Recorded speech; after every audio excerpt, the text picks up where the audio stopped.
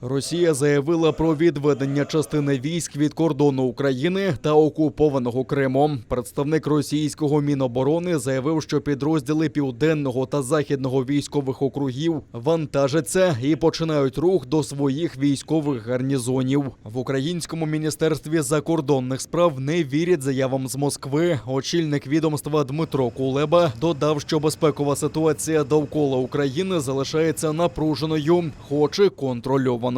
З Російської Федерації постійно лунають різні заяви, тому у нас є вже правило, знаєте, не почуємо, тоді повіримо, а побачимо, тоді повіримо.